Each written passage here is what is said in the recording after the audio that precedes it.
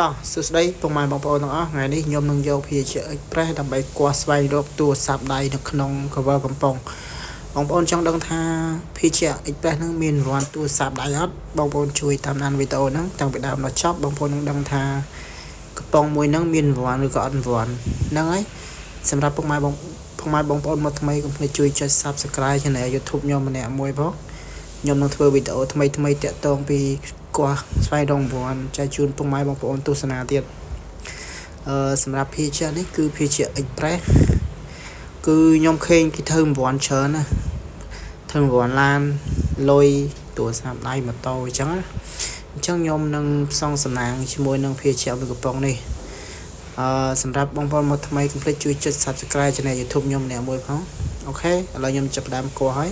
ថាភាជាមួយកំប៉ុងនេះមានរង្វាន់អត់ឥឡូវយើងចាំអត់មើលទាំងអស់គ្នាថាវាមានរង្វាន់អត់អូខេឥឡូវខ្ញុំកំពុងតែគួរមើលចង់ដឹងថាវាមានរង្វាន់អត់បើសិនជាមានរង្វាន់បងប្អូនជួយ comment ម្នាក់មួយមកហ្នឹងហើយ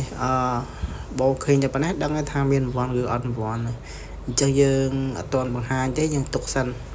ហ្នឹងហើយឥឡូវសម្រាប់ភីជាកំប៉ុងនេះគឺយើងចំណាយអស់2000តក500ទៀតអញ្ចឹងវាអស់2500ហើយសម្រាប់ធ្វើជាវីដេអូមួយវីដេអូនេះហ្នឹងហើយសង្ឃឹមថាពុកម៉ែបងប្អូនជួយតាមដានវីដេអូខ្ញុំតាំងពីដើមដល់ចប់នឹងមានអ្វីប្លែកអូខេសម្រាប់ភីជាកំប៉ុងនេះគឺត្រូវបានតែមួយកំប៉ុងទេទូរស័ព្ទដៃគឺយើងរកមិនទាន់បានទេគឺអត់ដឹងថានៅកំប៉ុងទីម៉ានទេតែយើងមើលមិញនៅកំប៉ុងទី26ធ្វើបានមួយកំប៉ុងអញ្ចឹងបងប្អូនអាចរកទិញបានយកលេខកតុយ26ទៅបងប្អូនទទួលបានមួយកំប៉ុងដូចខ្ញុំដែរហ្នឹងហើយ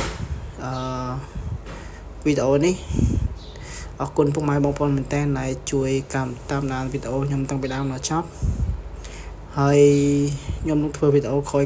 ពាក់ព័ន្ធជាមួយនឹងការគួរស្វែងរករង្វាន់ធំជាមួយនឹងកវលកំប៉ុង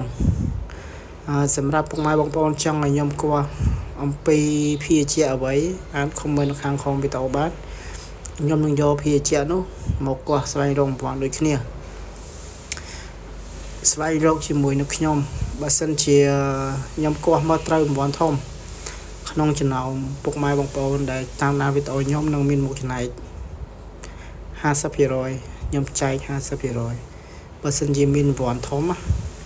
ហ្នឹងហើយបើសិនជាអត់មានរង្វាន់អាហ្នឹងក៏យើងជាការកំសាន្តផងយើងហើយក៏ផ្លាច់អារម្មណ៍ផងយើងដែរវីដេអូហ្នឹងមានតែប៉ុណ្្នឹងទេអរគុណច្រើនពុកម៉ែបងប្អូនដែលតាមដានវីដេអូខ្ញុំតាំងពីដើមដល់ចប់បាយ